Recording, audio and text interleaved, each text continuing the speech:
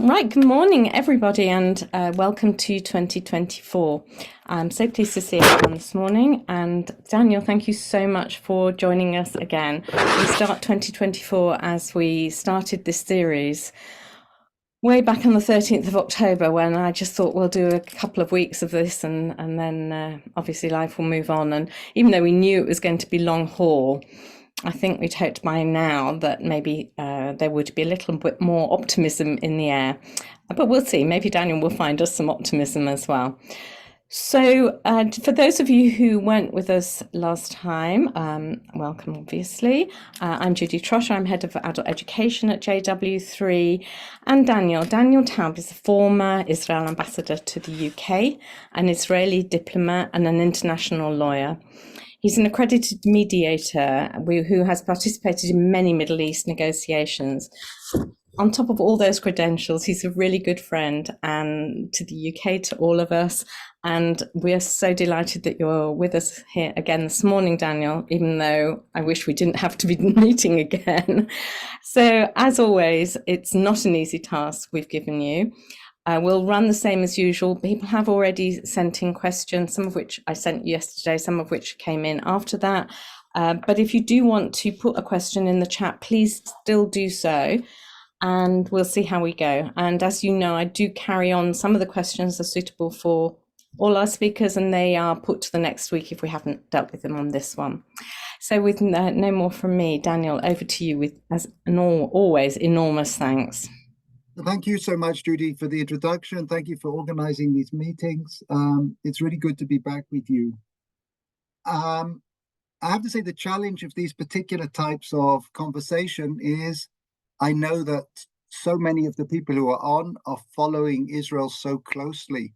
Many have family in Israel, very close family. Others are reading the media much more than I have time to, and so on. And I try to think what maybe from the experience of what we're going through I could share that maybe you don't pick up from social media or the press and so on.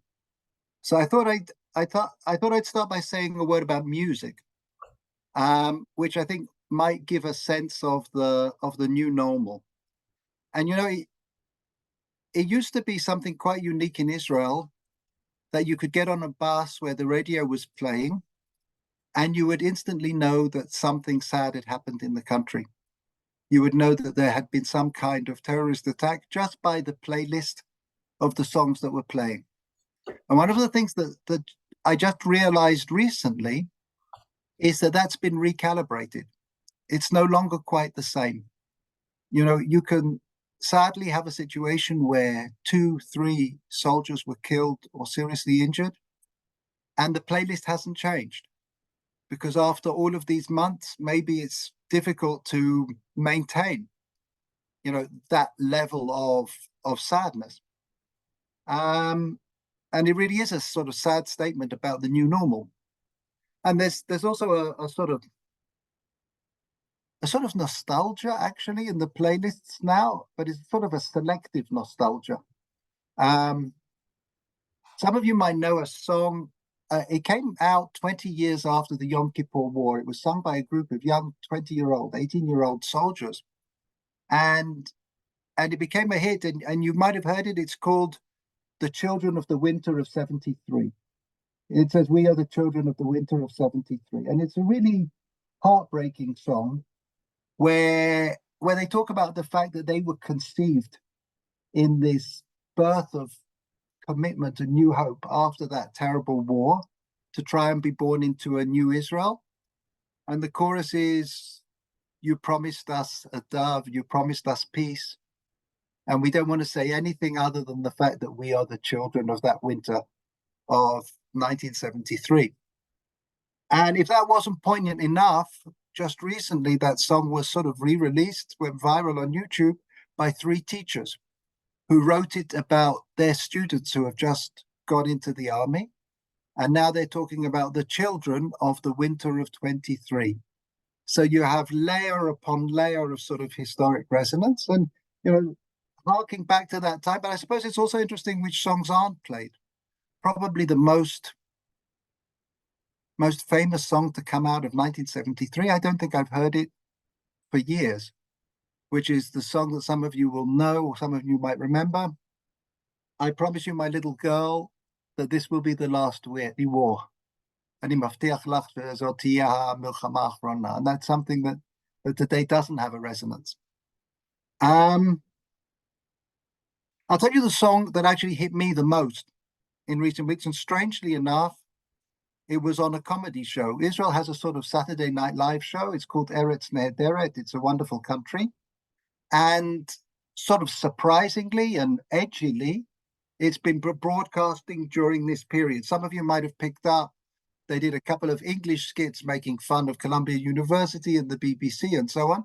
But their edgiest and most delicate ones are actually about the situation in Israel. And last week they opened with a version of Arik Einstein's song that you might know from the El Al flights, Kama Tov Shechazarta Habayta, how good it is to be home. And it's a soldier, a young soldier, who's sitting at his family table. He's home on leave, and he's singing that song. And around him are going on all the old family arguments between right and left and so on and so forth, as if nothing has happened. And it's about the disconnect between what he's been going through and what they're going through. And on the one hand, it's very funny. And on the other hand, it's such a powerful expression of the upheaval, the disconnect, and I would even say the sort of the trauma that the young people are going through in that tiny journey. It's an hour from the world of Gaza to the world suddenly, where we're living and so on. I think one of the reasons that song hit me particularly hard is because our boys are still on active duty. We have 5 sons and 1 son-in-law. I read in the papers about large numbers of reservists being sent home, but none of them seem to have got the memo yet. And that's their crazy new normal. My son-in-law sent me a picture. On his base, they've set up a small WeWork station in the corner of the base for sort of like startup people to try and run their businesses even while they're there. And on the one hand, it was sort of nice to see that consideration. On the other hand, it was so sad to see that this is sort of like, trying to adapt for the long term. Most of my kids are on reserve duty. My youngest is actually in his regular army service. And he told us that they've tried to shorten their service, and actually parts of the training that they are supposed to do in order to qualify for the job that they have, instead of doing as training, they're actually doing for real inside Gaza. And you can imagine that Zahava and I were less than enthusiastic about that. Training we thought is supposed to be training. Just to give you a slight sense of what it means to be like a Jewish parent in this strange period. So a couple of weeks ago, pushed by Zahava, I had a conversation with the chief psychiatrist of one of the elite combat units. And I said to him, look, my kids seem fine, but I know there's stuff that's going to need to be processed. I don't know who for, and I don't know when, but I'd like to book a basket of hours with a psychologist so that we are not sort of, when there's a run on these things, when these things over, we're in a good place. And he was delightful, but, it explained to me that things don't quite work that way. But it's just a sign of what happens when sort of Jewish anxiety and parenthood meets an impossible situation. The last time we spoke, I spoke a little bit about the extraordinary heroism, not just of the front, but of the home front, the soldiers' wives, and holding everything together. And there's no moratorium on, the plumbing breaking down and kids getting infections on top of everything else. A few weeks ago, I got corona. And I really felt like looking up at the heavens and saying, really? I mean, it's just, something should be stopping here. My wife, Zahava, is a school principal. And you think about those kids who have come out of 2 years of corona. And in her school, apart from the teachers that are off in reserve duty, one of the kids in her school was a hostage and actually was mercifully returned. And actually online, you can see an amazing Kululam singing celebration when that girl came back to our art school. But on top of all of that, it's a school that's very mixed. There are Arab students alongside Jewish students, and you have to navigate all of those things and try to teach the kids something at the same time. It's really quite extraordinary. And then there's the humbling heroism of a younger generation. When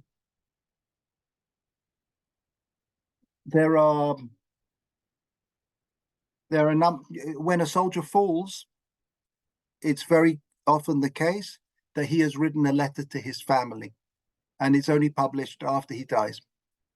And some of them are heartbreaking, not just because of the depth of, I mean, for example, one recently, actually my son-in-law's cousin wrote, on top of everything else, if I am taken hostage, I want you to promise that you will not endanger people to try to release me. And you try and get into the mind of a young person who is doing that. Or one hostage family who said, you know, our mother is a hostage, but we know her, and she would not want to be released until all the young mothers were released first. And it's hard to get your mind around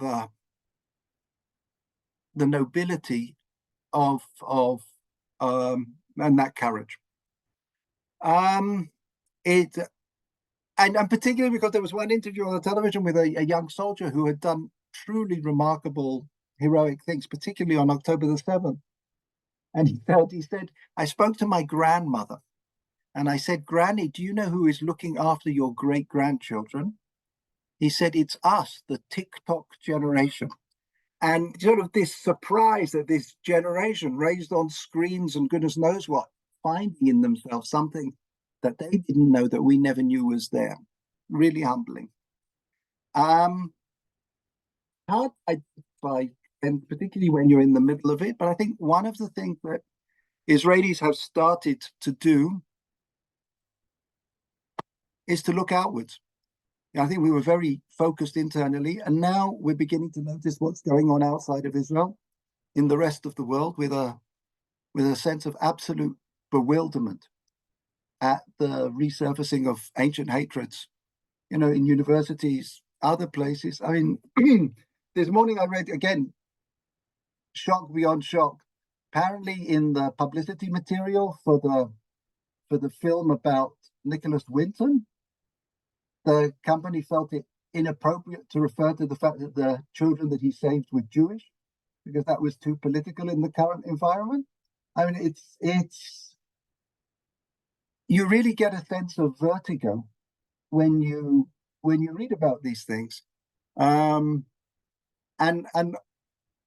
you know, it seems to be in so many places. There's a joke from the time of the Second World War about a Jew from Eastern Europe who wanted to move to somewhere safer, and he went to the travel agent, and the travel agent takes out the globe. Some of you may remember this story, and they start looking at every place, but here there's persecution, and here there's pogroms, and I don't know what.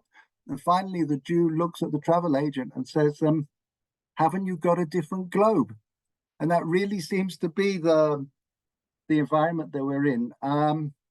We can talk about it more in the question time, something that's been exercising me a little bit this week. And again, it's so deeply, deeply troubling, sickening, is the fact that South Africa is bringing Israel before the International Court of Justice on allegations of committing genocide.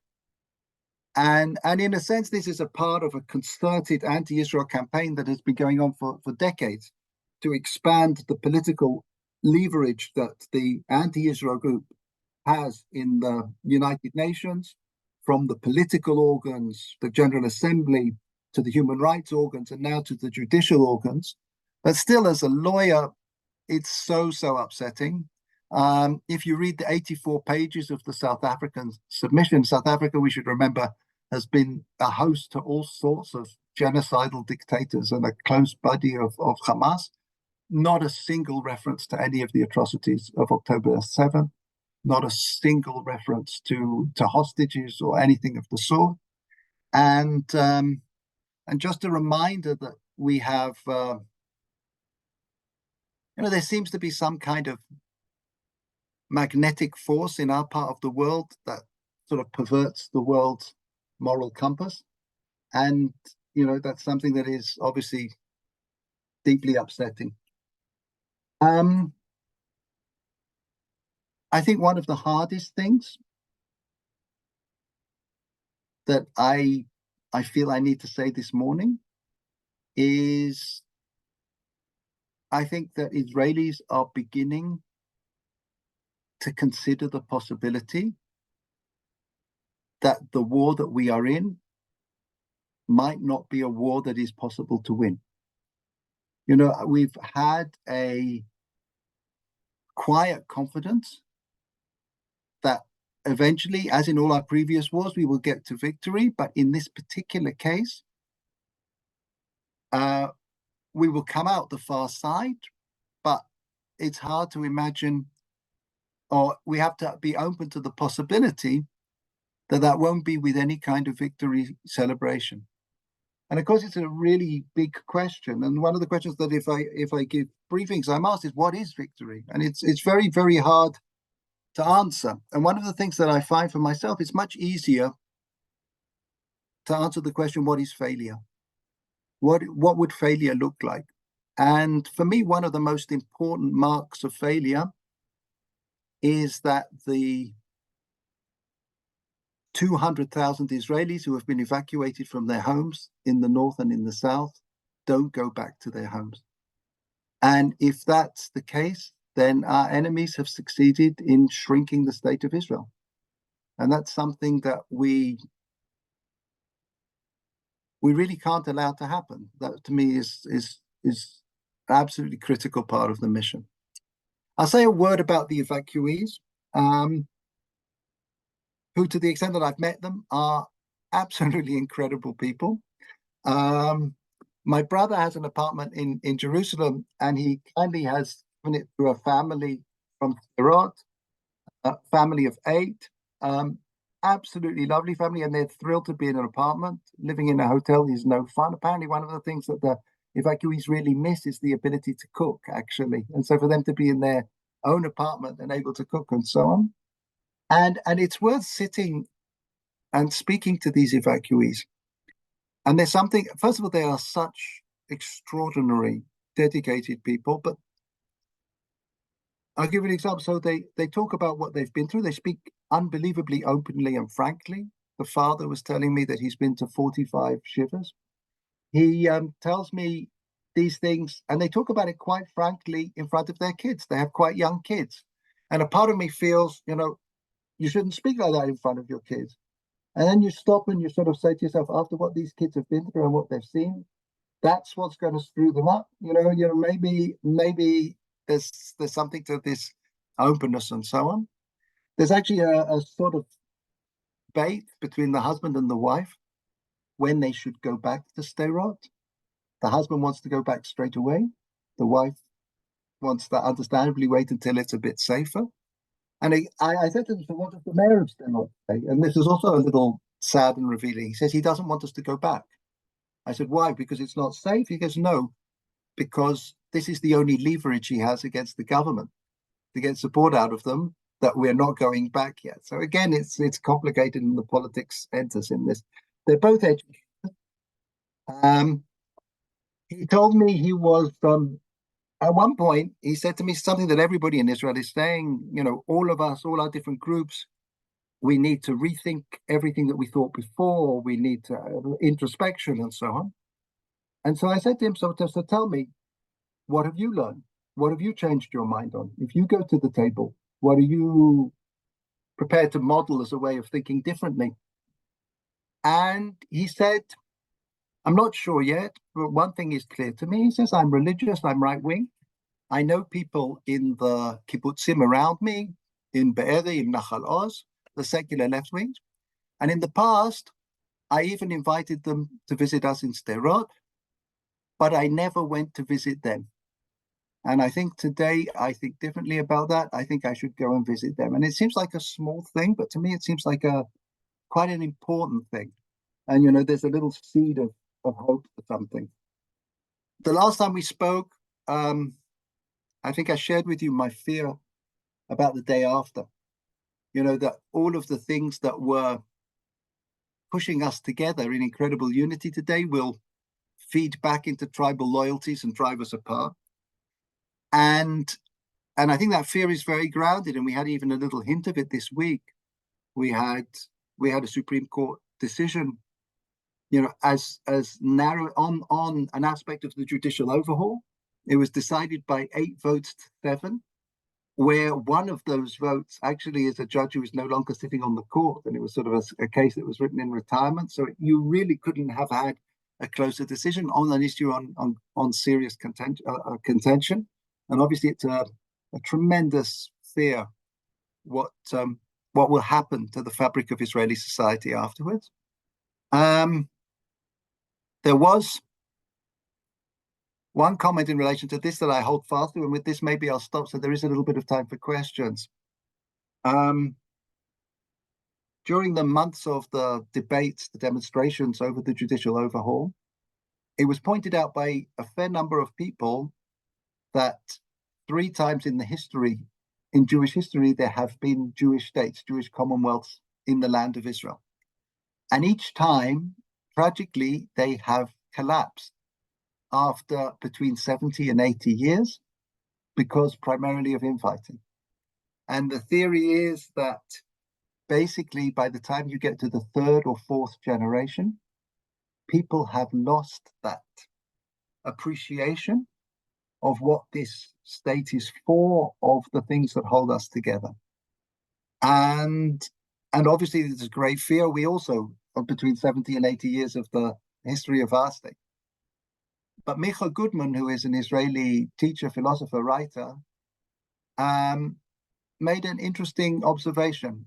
And he says, after everything that we went through, particularly on October the 7th, we're not 3rd or 4th generation. We're all 1st generation. We're all witnesses to what this is about and why we need it. And I think if we can hold fast to that, it will help us hold together that sense of uniting mission as we move forward.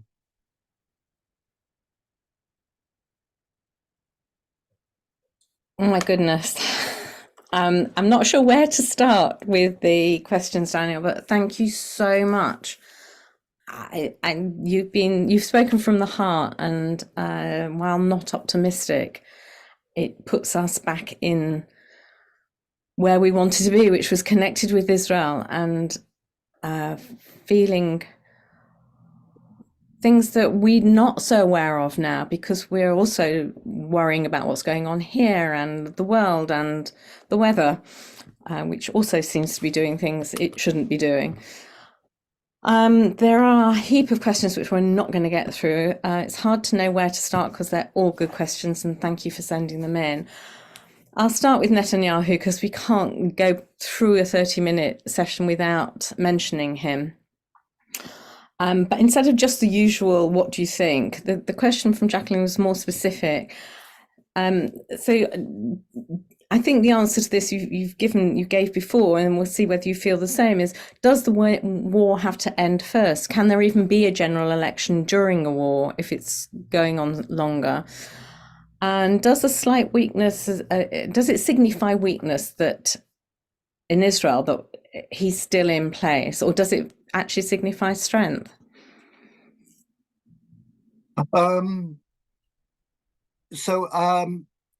think it's very unlikely that we will see general elections during a war. In fact, if you go back in Israel's history, the usual thing that happened, it happened in 1948, it happened in 1973, is that there were elections that were due to happen and they were pushed off because of the war. So we don't have a situation where we have elections that start, we have elections that are generally pushed off. I think Netanyahu is, according to the polls, extremely unpopular in Israel at the moment, which is unusual also because in wartime, That generally gives leaders something of a push. The last poll I saw had something like a 15% satisfaction rating and so on. I mentioned Eretz Nehederet, the satirical program. One of their edgy sketches a couple of weeks ago was Golda Meir coming back to thank Netanyahu for clearing her record since she was no longer responsible for the worst disaster in Israeli history or something like that. So you can, capture something of the public spirit. As you know, under our system, it's hard to call elections. Technically, it would require something like 5 or 6 members of the current coalition of Netanyahu's party probably to cross over and be party to a vote calling for the elections. At the moment, it looks unlikely for that to happen. So without going into all of the mechanics of it, I would say the following. I would say it seems unlikely that we're going to see somebody else in the driver's seat until this war is reaching some kind of conclusion. But according to most of the analysis, it's unlikely that, say, a year afterwards, we are still going to see Netanyahu sitting in the driver's seat. Thank you. Looking ahead, I think until after the war, but that's not how the question's put, are there any moves being proposed by Israel or Israeli organizations to bring criminal prosecutions against the perpetrators, Hamas, of October the 7th? So I know that complaints have been filed. I don't know whether they've been filed by the government of Israel. I think they may well have been filed by Jewish legal organizations and so on. There is a dilemma here, and I'll just surface it without sort of breaking it down too much.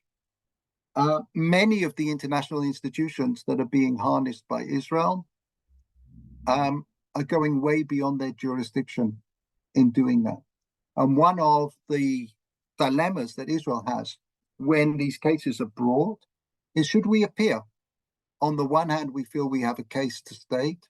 On the other hand, we feel that we are giving legitimacy to a proceeding that doesn't deserve legitimacy in the first place. And when you start thinking about bringing prosecutions yourself, you are in danger of koshering a process that could, in some circumstances, come back and hit you, or has already come back and hit you. I think it's absolutely clear that Hamas, I don't even have to say it, that Hamas is committing international crimes of the worst sort. And I think it's very likely that they're tantamount to genocide as well. When you add the genocidal intention of its leaders, of its charter, its statement, its celebration of the massacres, its intent to do them again and again and again. So I think that is almost as clear a case as you want. But I think at the moment, it makes sense that Jewish and other organizations should advance those applications, those claims. I think for Israel, it's an interesting dilemma whether it should do it itself. Thank you. So, and back to the war and anti-Semitism. There's so much rhetoric coming from the leadership, says the questioner. Again, asking for the complete destruction of Gaza, although I understand in the last couple of days that's begun to change. The destruction and loss of innocent civilians, and whether how we are, this is, I think, one of the hardest things that people here are coping with, and I'm sure in Israel as well. Basically, is there a better approach moving forward, either to get some peace or a resolution or some movement? A hard one to finish with.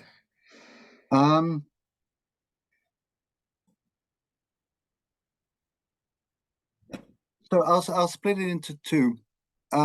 First of all, on the ground, even people who are well connected with Israel, I don't think they always fully appreciate the nightmarish situation that has been created over 16 years of concerted activity. One of my sons is a sniper. He tells me in the parts of Gaza he's been operating, there is hardly any firing that is not coming from a school or a hospital or a UN facility or a mosque. And it's not incidental that it's impossible to deal with these things without endangering civilian life, because that, of course, is the Hamas strategy. They genuinely bomb exit routes. One of my sons told me they confiscate car keys so nobody can get out of the way, and so on and so forth.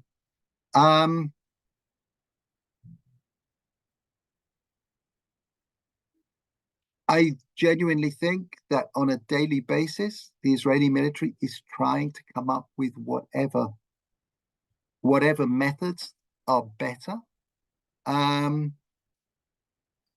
And again, to be brutal about it, the ratio of civilian casualties to combatants, as far as we know, is actually significantly better than Western armies in Iraq and Afghanistan and so on. And by the way, I mean, it's hard to measure, but Hamas claims to have 30,000. Actually, it claims to have 100,000, but we estimate it has 30,000 militants, terrorist fighters. They don't have a single base. They don't have a single terrorist base. So where are these 30,000 fighters? They are within and beneath schools and hospitals. And the best assessment is that 8,000 out of those 30,000 have been killed, thankfully. So when we hear these numbers, which are so difficult to assess, brutally, it's terrible, and again, it's hard for Israelis at the moment to expend their hearts, to have the empathy that suffering on the Palestinian side genuinely deserves. And I've heard Israelis talk about their anger at that one of the things that has suffered at the hands of Hamas is this shrinking of their ability for empathy. Anyway, I can talk. I've been involved in the past in the parts of the army that deal with the legality of targeting and legality of weapons and the need to investigate. I mean, again, just if you need a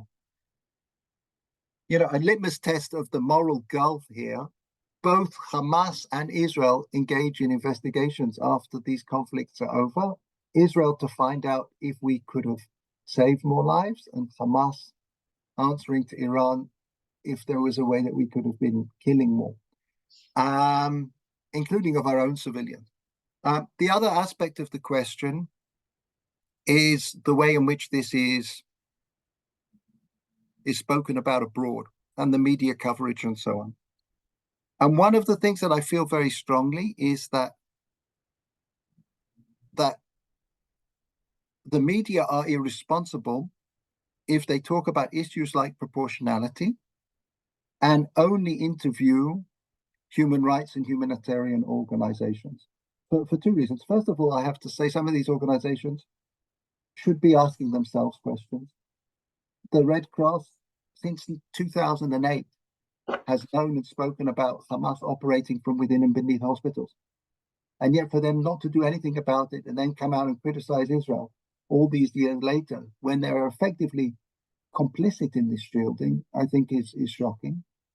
But more than that, proportionality is an excruciating balance between suffering and military necessity. And what I see in the media is a focus only on the suffering. And I really do feel that if you're going to use the word proportionality, you should also be interviewing a military expert, a UK military expert, somebody who has battle experience from Iraq or from Afghanistan, and who knows what is the nightmare scenario of urban warfare. And if you don't do that, think about it. If in any medical operation, you are only describing the pain caused to the patient without describing the illness itself, any operation would look like an unjustified assault. And I see that is what the media is doing on so many occasions. And I feel that they owe it not just to Israel, but they owe it to their viewers to present the full picture. An optimistic sentence for us to end on? I'm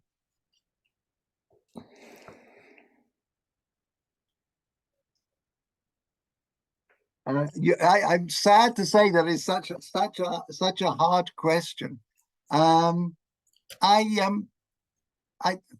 So you draw strength from where you can. Last Shabbat, I walked out of shul, and incredibly, it hasn't happened since the start of the conflict. All of my kids happened to be out of the army, not for the whole of the Shabbat, but for part of the Shabbat, and were standing in this little huddle there with each other. Like a 21st century parent, I reached for my phone to take a picture, which obviously I didn't have on me. But there was just this moment of realization that, you never hope for your children, for the younger children, to be tested in this way. But you do hope for them to be able to rise to the challenge in this way. And there was something about that was, and I would say, I'm sure there are people, but I personally don't know anybody who is in Israel who wouldn't want to be in Israel at this moment. The feeling that this is the place that we want to be, it's still the place that we can be authors of our destiny, that this is the place. I mean, there's debates about what we should call this war. It has this odd Swords of Iron name that is maybe suitable for a small conflict, but not for a war. And a lot of names have been suggested. And one of the ones that was suggested fairly early on was the War of Bereshit, of Genesis, because it started on Simchat Torah, which is when we start reading Bereshit, and who would have thought that we would now be starting Shemot, and we would still be in it. But the thing that I draw from that is, I think in a way it is going to be a war of Bereshit, and in this sense, it's the creation that's not going to be done by God, it's the creation that's going to be done by us.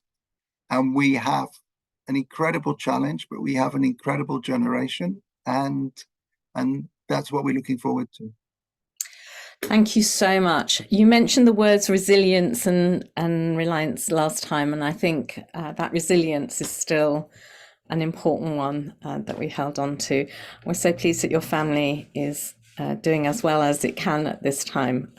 We are now being hit by relations in England, losing people and having to deal with that immediate grief ourselves as well. But I'm glad you managed to come up with some optimism, little bit of optimism for us at the end. I've broken my own rule today. I apologize to everyone that I've allowed this to go on longer because it felt really necessary as a start of this week. Daniel, thank you so much. We appreciate it more than I can say that you have joined us not once but twice, and just been so wonderful each time. You do speak to our hearts, and I thank you for that on behalf of everyone here and that we'll be seeing this later. I wish you a Shabbat Shalom, and thank you. Shabbat Shalom. A peaceful weekend. Take care, everyone. Thank you for coming, and we'll see you next week. Goodbye. Shabbat Shalom.